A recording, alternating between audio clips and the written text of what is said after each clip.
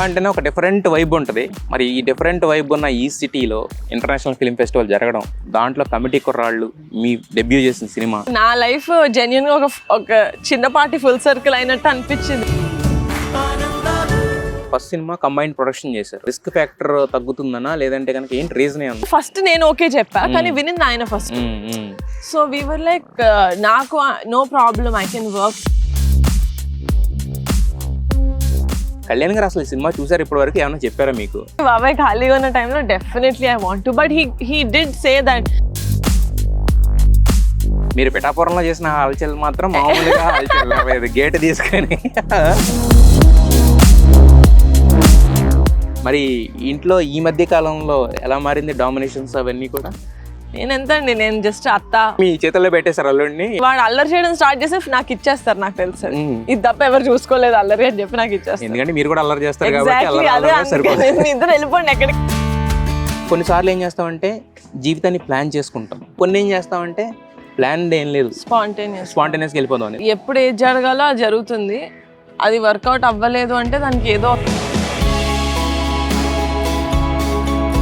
ఒక పక్క ఇది చేస్తూ కూడా మళ్ళీ యాక్ట్రెస్ అనే జాబ్ అంటే ఏమన్నా ఇప్పుడు మళ్ళీ యాక్ట్రెస్ గా స్టార్ట్ అవ్వడానికి ఏమైనా రీజన్ ఉందా? ఎందుకంటే నేను యాక్టింగ్ చేద్దామని రాసుకుని ముద్దపప్పు ఆవకాయ, దాని తర్వాత సరే ఎవరో ఒకటి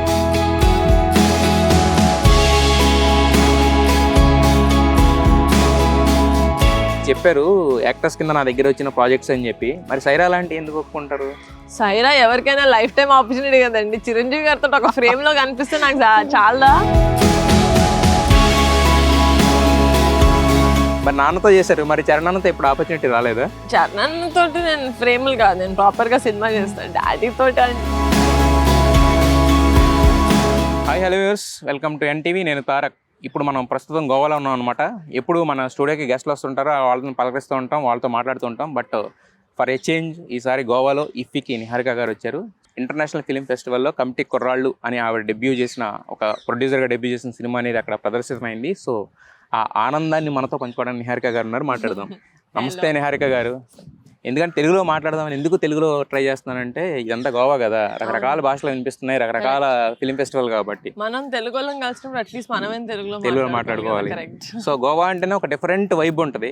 మరి ఈ డిఫరెంట్ వైబ్ ఉన్న ఈ సిటీలో ఇంటర్నేషనల్ ఫిల్మ్ ఫెస్టివల్ జరగడం, దాంట్లో కమిటీ కుర్రాళ్ళు మీ డెబ్యూ చేసిన సినిమా చూడడం ఎలా అనిపించింది వాళ్ళతో కలిసి?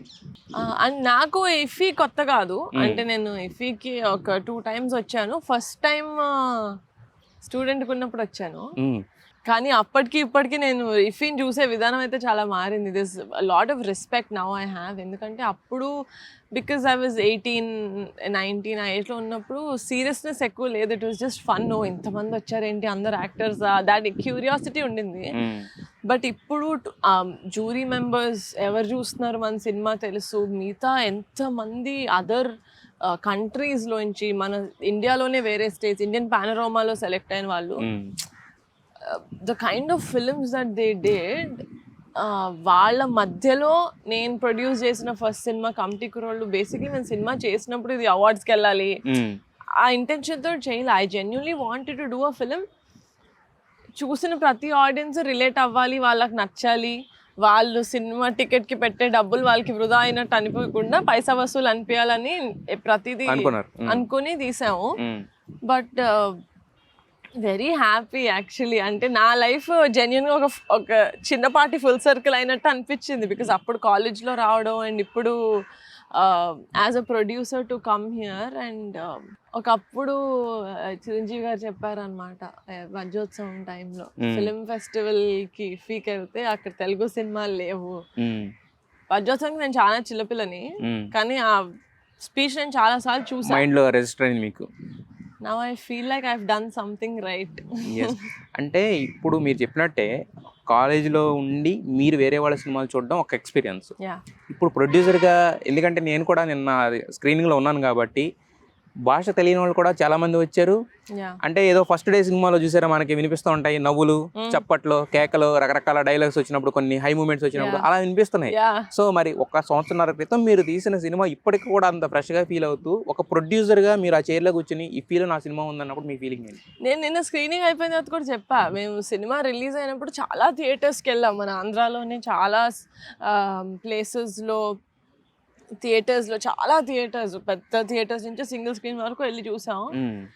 కానీ ఈ స్క్రీన్లో చూసినంత వెయిటేజ్, ఆ ప్రెషర్ నాకు ఎప్పుడు అనిపించలేదు. ఎందుకంటే అక్కడ మనం గోదావరి సైడ్ ప్లేసెస్కి వెళ్ళినప్పుడు అక్కడ జనాలు, నాకు కాన్ఫిడెన్స్ ఉంది. ఎందుకంటే అది మన కల్చర్కి చాలా క్లోజ్ కాబట్టి మనం ఎక్కడో దగ్గర రిలేట్ అవుతాం. ఆ పాలిటిక్స్ చూపించింది మనం చూసుంటాం కాబట్టి రిలేట్ అవుతారన్న కాన్ఫిడెన్స్ ఉండింది. ఇక్కడ నిజంగానే మేము ఇన్వైట్ చేస్తున్నప్పుడు కూడా ఎవరో ఆస్ట్రేలియన్ వాళ్ళని ఇన్వైట్ చేస్తున్నాం, యూరప్ వాళ్ళని, ఇటలీ వాళ్ళని ఇన్వైట్ చేస్తున్నాం. ఇచ్చేసిన తర్వాత అసలు వీళ్ళకి అర్థమవుద్దా? సబ్ టైటిల్స్లో సర్పంచ్ అని అంటున్నాం, అసలు వాళ్ళకి సర్పంచ్ అంటే ఏంటో తెలుసా? We had a lot of inhibitions and we are calling people.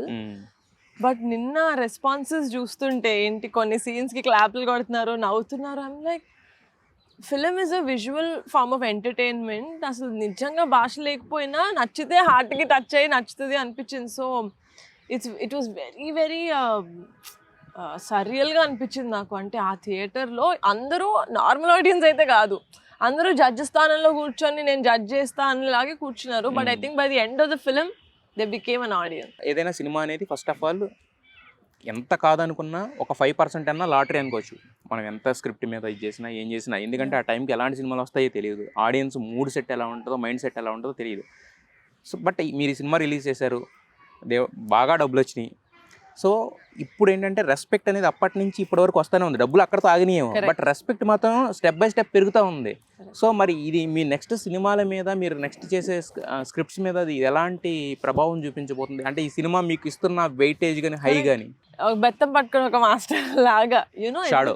Correct, డెఫినెట్గా. ఎందుకంటే నేను పింక్ ఎలిఫెంట్ స్టార్ట్ చేసి 10 years అవుతుంది.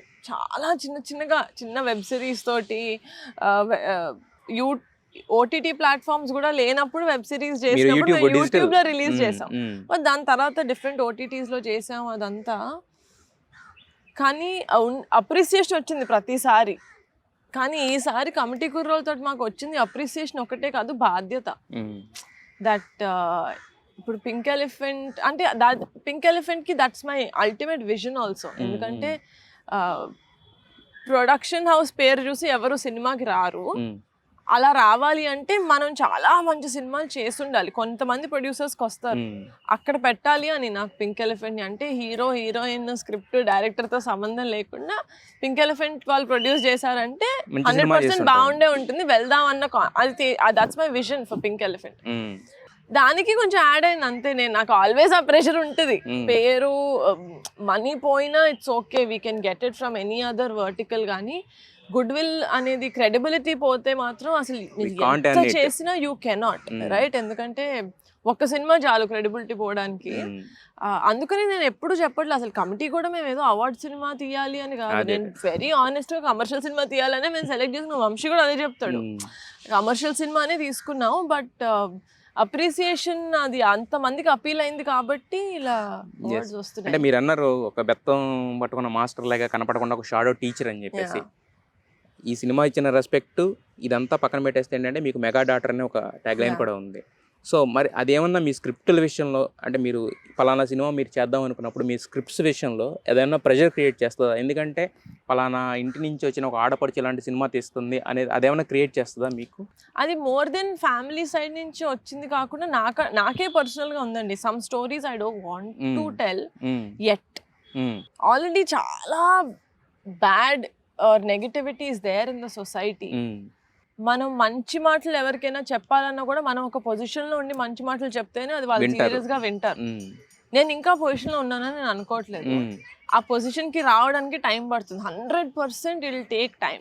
ఏది ఫాస్ట్గా వచ్చింది నేను నమ్మను. 100% anything instant I won't believe. అది వచ్చినా కూడా ఏదో ఒక రోజు అంతే త్వరగా పోద్దని నమ్ముతాను. సో మీరు ఎంత సాలిడ్గా ఫౌండేషన్ కట్టుకుంటారో, ఎంత శ్రద్ధతోటి కట్టుకుంటారో, that will only help you అని బిలీవ్ చేస్తాను. సో అందుకనే ఒక్కొక్క మెట్టు కట్టుకుంటున్నాను. అంతేగాని as a person also there are some films that I don't want to do yet. అది నేను చెప్తే వాళ్ళు వింటారు అని తెలిసినప్పుడు నేను తీస్తాను. అదే నేను అనేది. ఇప్పుడు మీకంటూ క్రెడిబిలిటీ ఉంది, మీరు దాని ప్రకారం వెళ్తున్నారు. కొన్ని మీకు నచ్చినా కూడా యాజ్ ఏ ఇండివిజువల్ మీకు అసలు అంటే ఎనమాల ఏం బ్యాక్గ్రౌండ్ లేదని కూడా మీరు చెప్పేయచ్చేమో. బట్ ఒక ఆల్రెడీ చరణ్ గారు కానీ ఇదంతా ఒక ఫిల్మీ ఫ్యామిలీ కదా. నాకు బ్యాక్గ్రౌండ్ చరణ్ పెద్దనాన్న ఇప్పుడు కళ్యాణ్ బాబాయ్, because politics is a very big part. నాకు యాజ్ అ ఫిల్మ్ మేకర్ నాకు నచ్చిన సినిమాలు గాడ్ ఫర్బిడ్ అవి ఆడ్ ఫిల్మ్స్ కాదు. సో నాకే పర్సనల్ గా నచ్చింది, ఫ్యామిలీ దాకా కూడా వెళ్ళక్కర్లేదు. దోస్ ఆర్ ఫిల్మ్స్ ముందే నాకే స్వతహాగా నాకే అది నాకు అది that's not the story that I can invest in అండి. వద్దు అని అంటే నాకు అర్థమైంది. నేను అడిగింది ఏంటంటే మీరు దాటిన తర్వాత అక్కడ ఫిల్టర్ అవుద్ది అంటే మీరు అది కాదు, నా దగ్గర ముందే గేట్. అయితే యాక్చువల్గా ఇప్పుడు అన్నారు కళ్యాణ్ గారు పాలిటిక్స్ అని. ఈ సినిమా రిలీజ్ అవుతున్నప్పుడు చాలా మంది అనుకున్నారు మీరు రిలీజ్ చేసిన చిన్న చిన్న చిన్న చూసి ఏవి పాలిటిక్స్ లో ఎవరికైనా సెటైర్ వేసారు, అవి వేసారు, అవి వేసారు అని చెప్పి. సో మీరు చిరంజీవి గారు ఏం చెప్పారో మేము విన్నాము. కళ్యాణ్ గారు అసలు ఈ సినిమా చూసారు ఇప్పటి వరకు, ఏమైనా చెప్పారా మీకు? చెప్పలేదు. చూసారా? ఇట్లా తెలీదు, ఐ డోంట్ నో. అంటే నాకు తెలుసు కళ్యాణ్ బాబాయ్ ఒక్క ఏంటి మా అన్న పెళ్లి కోసం, బికాస్ పెళ్లి is a big event. So పెళ్లికి ఇటలీకి రావడానికి కూడా ఆ టైంలోనే ఉండాలి, బికాస్ బిగ్ ఫ్యామిలీ ఈవెంట్ కాబట్టి చూసుకొని వచ్చారు. So I know how busy he is. Cinema మనకు పెద్ద, ప్రస్తుతానికి బాబాయ్ చేసే పీపుల్ సర్వీస్ లో సినిమా అంత పెద్దది కాదు, అట్లీస్ట్ నా సినిమా.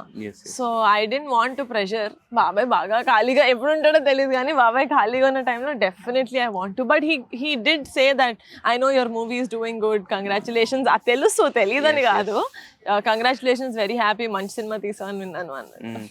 మీరు పిఠాపురంలో చేసిన హల్చల్ మాత్రం మామూలుగా హల్చల్ లేదు, గేట్ తీసుకొని అవన్నీ మా బాయ్సే అండి, అసలు నా ఐడియాలే కదా, మా కుర్రోళ్ళ ఐడియాలు అవన్నీ. ఫస్ట్ సినిమాకి అయితే కొంచెం టైం తీసుకున్నారు, అంత ఫస్ట్ ప్రొడక్షన్ కాబట్టి చాలా కేర్ తీసుకుని చేశారు. ఇప్పుడు మరి అంత మ్యాసివ్ అండ్ అగ్రెసివ్ లైనప్తో వెళ్తున్నారు. ఆల్రెడీ సెకండ్ సినిమా చేశారు, థర్డ్ సినిమా లైనప్ ఆల్రెడీ జరుగుతుంది కదా. సో మరి ఇప్పుడు ఏంటి కొంచెం ప్రొడ్యూసర్గా గట్సీ ఫీలింగ్ అనేది పెరిగిందా? థర్డ్ సినిమా ఇంకా we did not finalise yet, but already ఇచ్చేసారు కదా, అంటే జరుగుతున్నట్టే కదా దానికి తగ్గట్టుగా. Second cinema already Santosh Sangeeth, third already యదువంశీతో మనం చేస్తున్నామని ఇలా గుద్దుకుని ఒక వీడియో రిలీజ్ చేశారు. డెఫినెట్ గా వంశీ గారితో we want to work together, but అన్ని కలవాలి కదా, like the story and the leads everything sync లో రావాలి. ఇది బిలీఫ్ ఇన్ ద స్టోరీ, అది నేను నా డైరెక్టర్ ని 100% నమ్ముతాను. ఇప్పుడు కూడా from Goa I have to go to our shoot Bhopal కి డైరెక్ట్. అసలు మీది డెడికేషన్ కి అట్లన్నిటికీ ఏదో అంటారు కదా, 4-5 చెప్పి హ్యాట్స్ ఆఫ్ అంటారు, అలాగా కుదోస్ అని చెప్పాలి నిహారిక. ఎస్. అయితే ఇప్పుడు ఫస్ట్ ఫిలింకే ఈ రేంజ్ రెస్పెక్ట్ అనేది ఎర్న్ చేయగలిగారు కదా, మరి నెక్స్ట్ అంతే రెస్పెక్ట్ఫుల్గా మీ డాడీ తోటి, మీ చిరంజీవి గారితో, చరణ్ గారితో, అల్లు అర్జున్ గారితో, వర్ణనతో ఎప్పుడు ఏముంది లైనప్ నెక్స్ట్? చెప్పలేనండి నేను, బట్ ఉంటుంది, అంటే అప్పుడు మనం స్ట్రాంగ్ గా బిలీవ్ డెఫినెట్లీ. అంటే నేను చెల్లి కాబట్టి లేకపోతే నీ డాటర్ కాబట్టి నేను చెయ్యాలి అని కాదు, జెన్యున్ గా నాకు వచ్చింది ఏదన్నా కథ డైరెక్టర్స్ ఇలా అంబిషియస్గా మా ఫ్యామిలీలో ఎవరికైనా చెప్పాలి అనిపిస్తే అది నాకు కూడా కరెక్ట్, ఏదో నా ద్వారా వెళ్తే త్వరగా వస్తుంది అని కాకుండా నాకు కూడా ఆ జెన్యూనిటీ కనిపిస్తే అండ్ నాకు నమ్మకం ఉండాలి. వాళ్ళ చాలా పెద్ద హీరోస్, వాళ్ళతోటి నేను హ్యాండిల్ చేయగలుగుతాను యాజ్ అ ప్రొడ్యూసర్ అని నాకు నమ్మకం వచ్చినప్పుడు 100% I'll take. ప్రొడ్యూసర్ గా అదే కదా మీకు ఉండాల్సిన నమ్మకం, ఎందుకంటే డైరెక్టర్స్ ఖచ్చితంగా వస్తారు మంచి కథ. ప్రొడ్యూసర్ మీరు ప్రిపేర్డ్ కదా, మీరు అడిగితే ఎవరు కదా అంటారు. అదే అంటున్నాను, అలా అనకూడదు కాబట్టి నన్ను చూడకూడదు అసలు. అదేనండి, బట్ కాకపోతే ఏంటంటే నిహారిక తెచ్చింది అని అంటే నేను అంటాం అదే క్రెడిబిలిటీ మా ఫ్యామిలీ వాళ్ళకి కూడా రావాలి అంటున్నాను నేను. అది వచ్చింది అంటున్నాను నేను. ఈ సినిమా ఇప్పుడు కమిటీ కుర్రోళ్ళు అనే సినిమా ఇప్పుడు జస్ట్ కమర్షియల్ గా హిట్ అయి ఉంటే కనుక ఆ క్రెడిబిలిటీ ఉండదు. బట్ అది నేను ఆ రోజు ఇంతకు ముందు చెప్పినట్టుగానే ఆ రోజు నుంచి ఆ రెస్పెక్ట్ అనేది స్టెప్ బై స్టెప్ పైకి తీసుకెళ్తుంది కదా. సో ఇఫీలో ఆ రోజు చిరంజీవి గారు చెప్పిన మాట ఈ రోజు నిజమైంది. ఏది ఇఫీలో తెలుగు సినిమాలు లేవన్నారు, అది మీరు ప్రూవ్ చేసి చూపించారు, మన తెలుగు సినిమాలు కూడా ఉంటాయని చెప్పేసి. సో ఆ రెస్పెక్ట్ అనేది పెరుగుతుంది కదా అనేది నా ఒపీనియన్. ఎస్. మరి ఇంట్లో ఈ మధ్య కాలంలో ఎలా మారింది డామినేషన్స్ అవన్నీ కూడా? డామినేషన్స్ ఎవరికి డామినేషన్? ఎందుకంటే మొన్నటి వరకు మీరే క్వీను, ఇప్పుడు మా బుడ్డోడు వచ్చేసాడు. అదే అంటున్నా. లేదు ఇంకా నేను నేను ఎంత అండి, నేను జస్ట్ అత్త పనులు చేసి పెట్టి, ఇప్పుడు ఇంకా బేబీ కాబట్టి it's okay. Once he starts walking are crawling నా పరిస్థితి అర్థమైపోయింది అప్పటికే. ఏంటి అంటే మొత్తం టోటల్ మీ చేతుల్లో పెట్టేశారు అల్లుడిని వాళ్ళు. ఇప్పుడు ఇంకా చిన్న బేబీ కాబట్టి పెట్టలేదు, నేనే వెళ్ళి తీసుకుంటున్నాను. కానీ వాడు అల్లరి చేయడం స్టార్ట్ చేస్తే నాకు ఇచ్చేస్తారు, నాకు తెలుసు. ఇది తప్ప ఎవరు చూసుకోలేదు అల్లరి అని చెప్పి నాకు ఇచ్చేస్తారు. ఎందుకంటే మీరు కూడా అల్లరి చేస్తారు కాబట్టి సరిపోతుంది, ఇద్దరు వెళ్ళిపోండి ఎక్కడికైనా అంటారు. మేము నిహారిక గారిలో ఒక ఫిజికల్ ట్రాన్స్ఫర్మేషన్ చాలా చూసాం. అంటే ఓన్లీ ఏదైనా క్యారెక్టర్ కోసం సన్నబడ్డారా, లేదంటే కనుక ఏదన్నా? మొన్న కూడా ఎక్కడో చెప్పాను, అంటే ఐ రియలైజ్ దట్ లైఫ్ మంచిగా యాక్చువల్గా హ్యాపీగా అన్ని కరెక్ట్గా జరుగుతున్నప్పుడు అప్పుడు వర్క్ చేస్తాను నా బాడీ మీద అంటాం. కానీ టు బీ వెరీ ఆనెస్ట్, ఇప్పటికిప్పుడు మన చేతిలో ఏదన్నా మన కంట్రోల్లో ఉందంటే అది మన బాడీయే. ఫస్ట్ అది కంట్రోల్లోకి తీసుకుంటే everything else will fall in to place. So వేరే అదర్ వాటి గురించి పెద్ద స్ట్రెస్ అవ్వకుండా ప్రస్తుతానికి నా కంట్రోల్ లేదుంది, నా బాడీ, నేను తినే ఫుడ్, అది చూసుకుందాం అని చెప్పి I started. Luckily everything fell into place and I'm happy. Yes. అయితే ఇప్పుడు మనం కొన్ని జీవితంలో కొన్ని డెసిషన్స్ తీసుకుంటామండి. అవి ఎలా ఉంటాయంటే ఏదన్నా ఒక చిన్న ఇన్సిడెంట్ జరిగినప్పుడు, లేకపోతే అది గుడ్ ఆర్ బ్యాడ్, కొన్నిసార్లు ఏం చేస్తామంటే జీవితాన్ని ప్లాన్ చేసుకుంటాం. అన్ప్లాన్డ్గా ఉన్న జీవితాన్ని లేదు అలా ఉండడం వల్ల ఇలా జరిగింది కాబట్టి ప్లాన్ చేసుకుందాం అనుకుంటాం. కొన్ని ఏం చేస్తామంటే ప్లాన్ ఏం లేదు, స్పాంటేనియస్గా వెళ్ళిపోదామని. సో మరి మీ జీవితంలో ఇప్పుడు ఈ పాయింట్లో మీరు గత కొద్ది కాలంలో జరిగిన దాంట్లో మీరు తీసుకున్న నిర్ణయం, నెక్స్ట్ స్టెప్ ఏంటి లైఫ్కి? ఏది రిగ్రెట్ అవ్వకూడదు అంటే, నేను ఎప్పుడు ఏది జరగాలో అది జరుగుతుంది. అది వర్కౌట్ అవ్వలేదు అంటే దానికి ఏదో ఒక అల్టీరియర్ రీజన్ ఉండుంటుంది అని నేను బిలీవ్ చేస్తా. I believe that I'm universes favourite child అని నేను బిలీవ్ చేస్తా. ఎవరికి అవుతుంది, నాకు కాకపోతే అన్న కాన్ఫిడెన్స్ ఉంటుంది సుమి అన్నట్టు. జస్ట్ నా మీద నాకున్న నమ్మకం ఎప్పుడు పోగొట్టుకోకూడదు. You know, I should be my biggest supporter, I should be my biggest fan. అది నేను గట్టిగా తీసుకున్న డెసిజన్.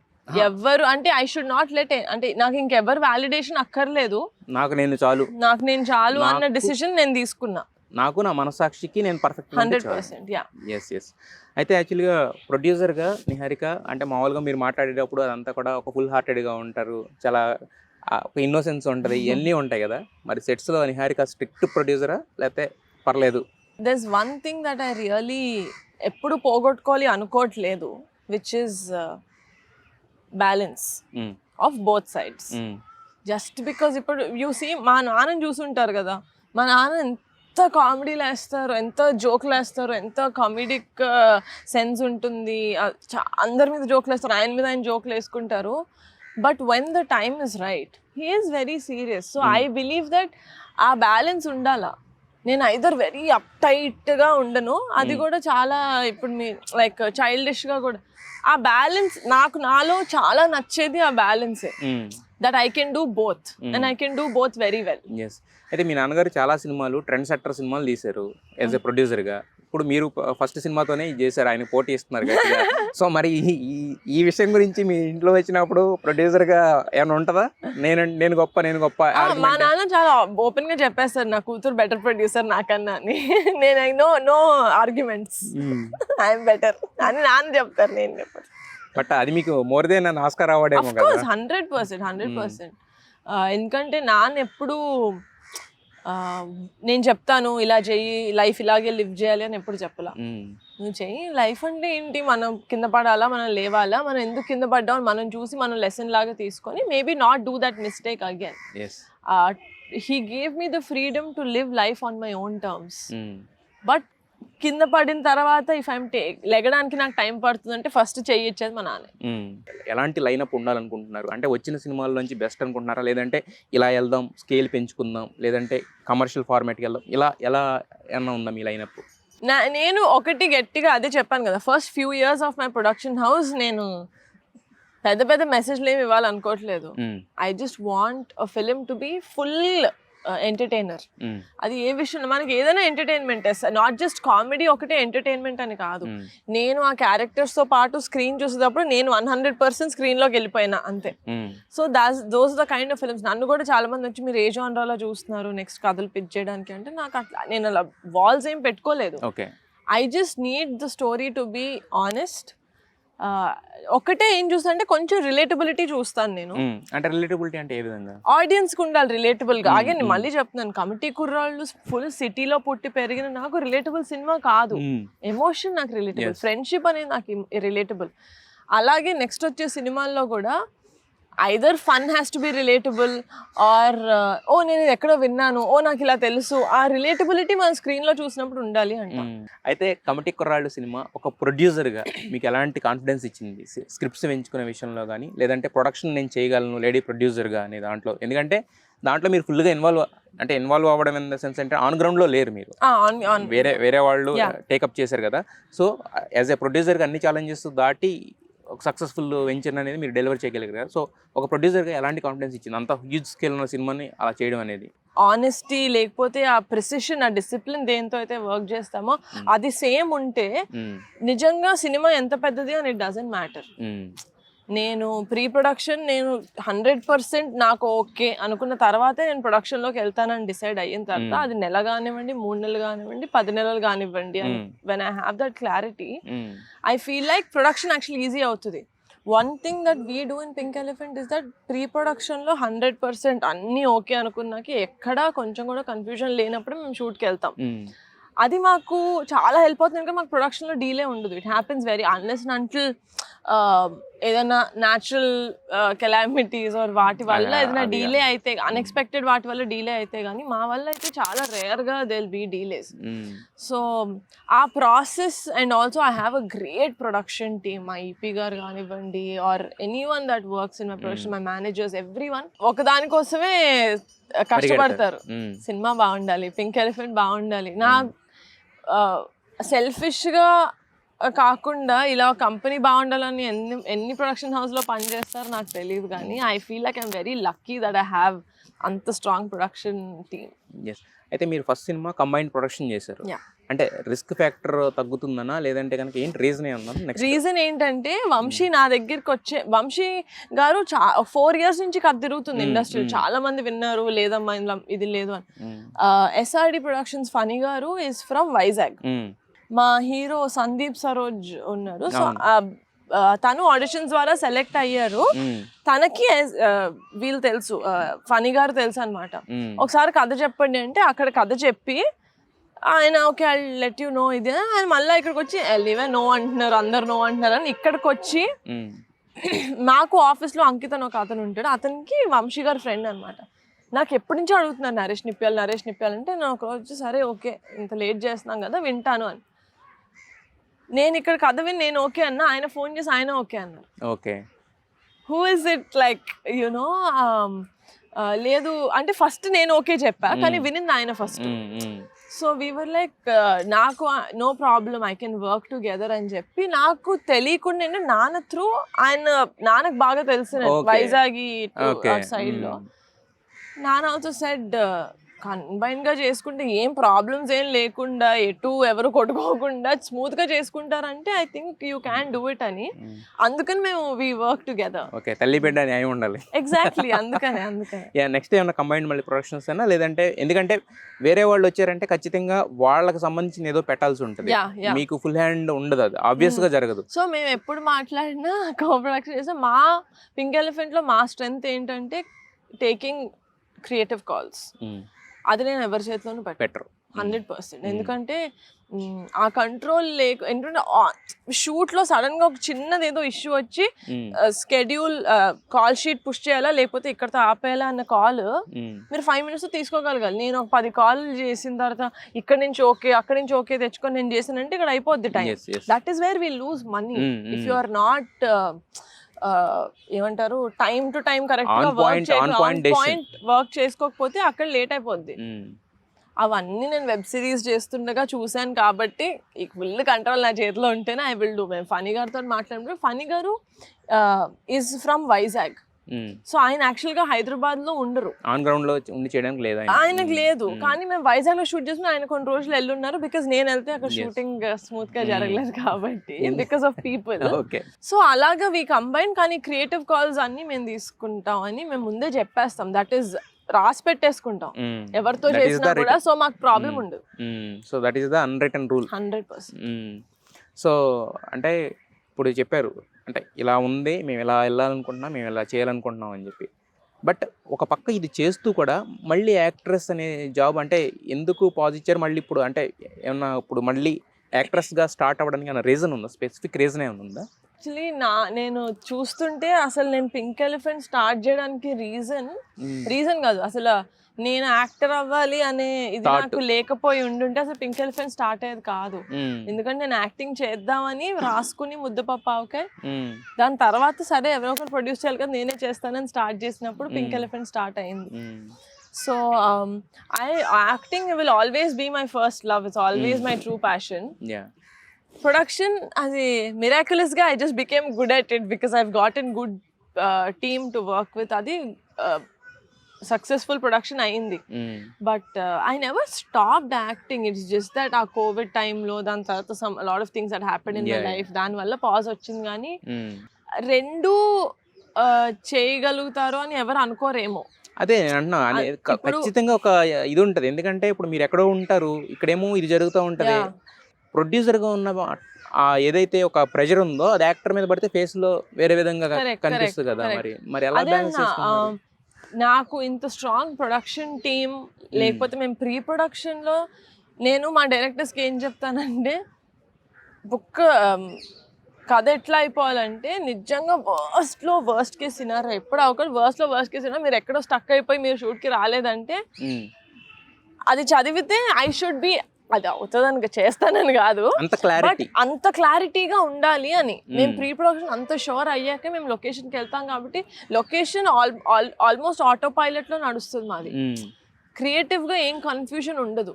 మేబీ అప్పటికప్పుడు ఓకే దిస్ షార్ట్ సడన్ గా సన్ అందంగా ఉంది అక్కడ షార్ట్ పెడదాం అలాంటివి వస్తాయేమో కానీ కథ మారదు, and the life of the scene will not change.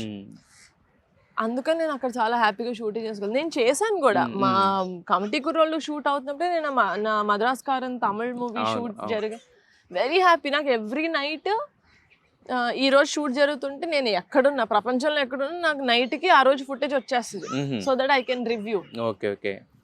అంటే ఇప్పుడు మీరు ప్రొడ్యూసర్గా ఒక స్పెసిఫికేషన్లో వెళ్తున్నారు, ఇలా ఉంటేనే నేను సినిమా చేస్తాను. యాక్ట్రెస్గా కూడా అలాంటి స్పెసిఫికేషన్స్ అయినా అదే యాక్టర్స్ గా మన కంట్రోల్లో ఉండదు కదా. ఎస్ ఆర్ నో చెప్పగలుగుతాను అంతే. నేను ఇనీషియల్ గా కూడా ఏంటంటే కొన్నిసార్లు నా దగ్గర కథ వచ్చేసరికి కథని ఫుల్ కథలా చూసా ప్రొడ్యూసర్ లాగా. ఇది చేయకపోతేనే బెటర్ అండి మీ ప్రొడ్యూసర్ అంటే, మిమ్మల్ని ఎవడు అడిగాడు, మీరు హీరోయిన్ లా చేస్తే ఓకే అని చెప్పండి లేకపోతే లేదు.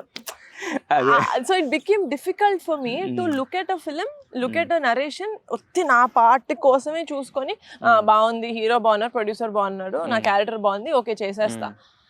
అలా చూడలేకపోయాను కాబట్టి నేను చాలా I rejected or I let it pass.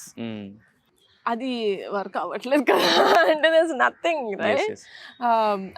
రావడం కూడా తగ్గిపోయాయి. అండ్ ఆల్సో చాలా మంది they think oh production same ఇప్పుడు మీరు అడిగినట్టే ప్రొడక్షన్ అంత రిగరస్ గా చేస్తున్నారు కాబట్టి ఆబ్వియస్లీ షీ వోంట్ యాక్ట్ అని అనుకుంటారు. But I'm able, lucky for me that I'm able to do both. అయితే ఇప్పుడు మీరు నెక్స్ట్ ప్రొడక్షన్ చూసుకుంటే కనుక మీది నెక్స్ట్ ఒక లేడీ డైరెక్టర్ ఇంట్రడ్యూస్ చేస్తున్నారు. అంటే ఏంటి అంటే కంఫర్ట్ లెవెలా లేదంటే కనుక షీ కెన్ హ్యాండిల్ అని అంటే ఇప్పుడు చేస్తున్నారు చాలా మంది లేడీ డైరెక్టర్స్ కూడా వస్తున్నారు కదా, వాళ్ళని ముందుకు తీసుకొద్దామని లేదా కథ నచ్చేనా జస్ట్ ర్యాండమ్? ఇది నేను మాన్సా తోటి నాది 4th ప్రాజెక్ట్, ఫస్ట్ టైం కాదు. నాకు మాన్సా వర్కింగ్ స్టైల్ తెలీదు ఏం కాదు. మేము మ్యాడ్ హౌస్ అని ఒక షో చేసాం యూట్యూబ్ లో, దానికి షీ వాజ్ అ రైటర్. ఒక చిన్న ఫ్యామిలీ స్టోరీకి కూడా she was a writer. Bench life అని సోనీలో ఒక షో చేసాం, దానికి మాన్సా డైరెక్టర్. 3 చేశాక కూడా how can I not trust her you know. And తన కథ తీసుకొచ్చినప్పుడు కూడా బికాజ్ మేము సంగీత్ తోటి మాకు ఆల్రెడీ ఒక షో చేసిన రిలేషన్ ఉండింది కాబట్టి Sangeeth also was very happy to work.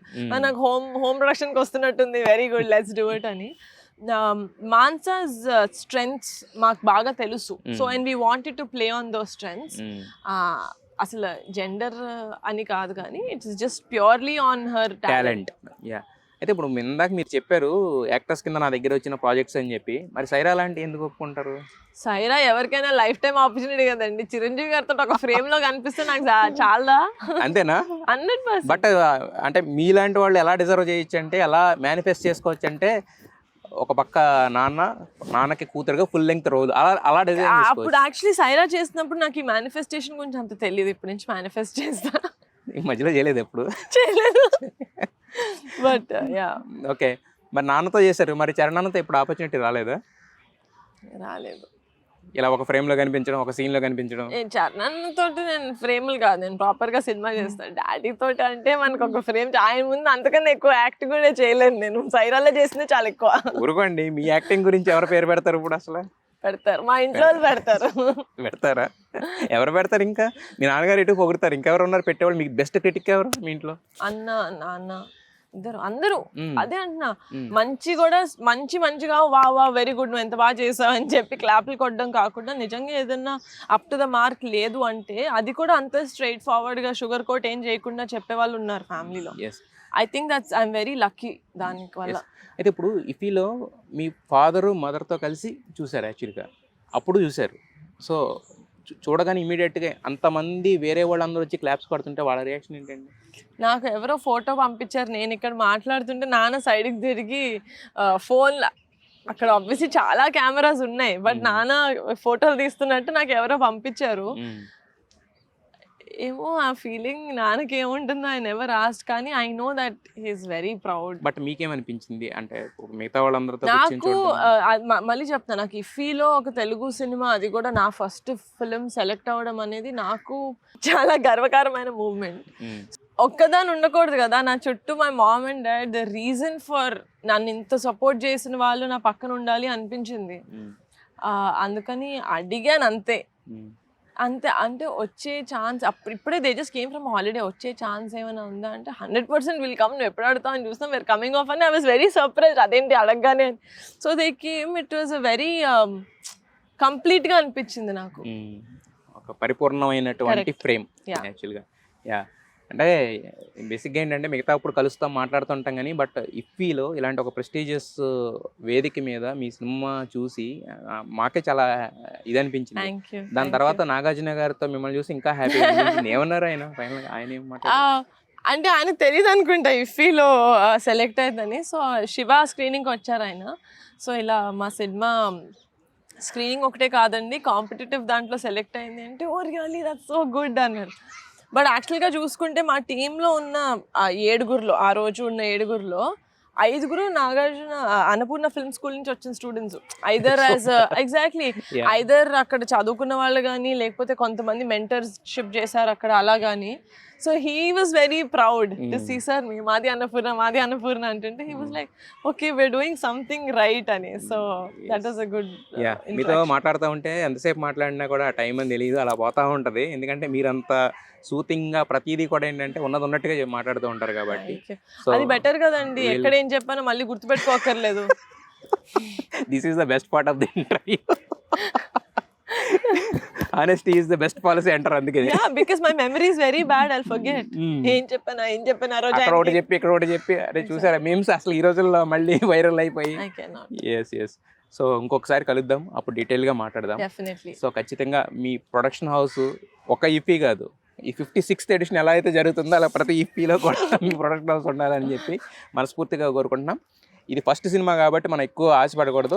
ఒక 4వ సినిమా తర్వాత ఖచ్చితంగా ఆస్కార్ లెవెల్కి వెళ్ళాలి మీ ప్రొడక్షన్ హౌస్ అనేది. నాకు అంటే మేము చూస్తాం కాబట్టి, మేము మీతో మాట్లాడుతుంటాం, మీతో ట్రావెల్ చేస్తుంటాం కాబట్టి, మీ హానెస్టీ మాకు తెలుసు కాబట్టి చెప్తున్నాను. సో ఖచ్చితంగా ఆ లెవెల్కి వెళ్ళాలని మనస్ఫూర్తి కోరుకుంటున్నాను. Wish you all the best Harika గారు. Thank you so much.